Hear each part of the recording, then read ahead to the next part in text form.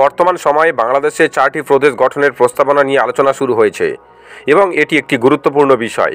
এই প্রস্তাবনার পক্ষে ও বিপক্ষে অনেক যুক্তি রয়েছে। তো আমরা এই ভিডিওতে আলোচনা করব এই প্রস্তাবনা বা বাংলাদেশে 4টি অথবা 5টি প্রদেশ গঠন হলে এর সুবিধা ও অসুবিধাগুলি কী কী হতে পারে। সম্ভাব্য সুবিধা: প্রশাসনিক বিকেন্দ্রীকরণ। প্রদেশ গঠন করা হলে প্রশাসনের ক্ষমতা স্থানীয় পর্যায়ে চলে আসবে, আরও দ্রুত সিদ্ধান্ত গ্রহণ এবং স্থানীয় সমস্যা সমাধানে সহায়ক হবে। উন্নয়ন: স্থানীয় সরকারগুলো তাদের এলাকায় প্রয়োজন অনুযায়ী উন্নয়ন পরিকল্পনা গ্রহণ করতে পারবে, যা সামগ্রিক উন্নয়নে গতি আনবে।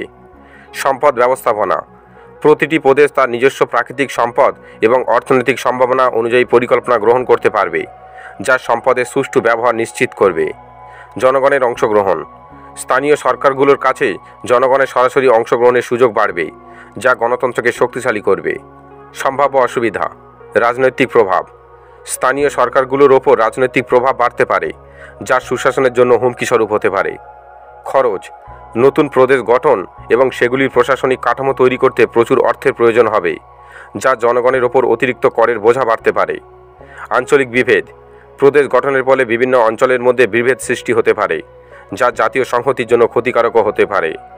জটিলতা: 4টি প্রদেশ গঠন করা হলে প্রশাসনিক কাঠামোতে জটিলতা সৃষ্টি হতে পারে, বিশেষ করে বিভিন্ন প্রদেশের মধ্যে এটি কঠিন কাজ হতে পারে। তবে এই প্রস্তাবনা এখনও আলোচনার পর্যায়ে রয়েছে। এর বাস্তবায়ন নির্ভর করে সরকারের নীতি ও মতামতের ওপর। তবে এর সুবিধা ও অসুবিধাগুলি বিবেচনা করে একটি সামগ্রিক পরিকল্পনা গ্রহণ করা উচিত। এবং বর্তমান পৃথিবীতে বহু দেশ রয়েছে যেখানে জনসংখ্যা বাংলাদেশের চেয়ে অনেক কম হওয়া সত্ত্বেও সেখানে রাজ্য রয়েছে। তো ভবিষ্যতে বাংলাদেশের রাজ্য গঠনের সম্ভাবনা উড়িয়ে দেওয়া যায় না এবং প্রস্তাব অনুযায়ী বর্তমানে থাকা বাংলাদেশের 8টি বিভাগের পরিবর্তে 4টি রাজ্য হবে, যে রাজ্যগুলি হলো রাজশাহী, ঢাকা, চট্টগ্রাম ও খুলনা। এছাড়াও ভারতের দিল্লির আদলে ঢাকা জেলা, গাজীপুর, টঙ্গী ও নারায়ণগঞ্জ নিয়ে ঢাকা সিটি গভর্নমেন্ট করার প্রস্তাবনা রয়েছে। এই ছিল আজকে ভিডিওটি ভালো লাগে লাইক করুন, পেজটি ফলো করুন এবং পরবর্তী কোন কোন ভিডিও দেখতে চান অবশ্যই কমেন্ট করে জানান।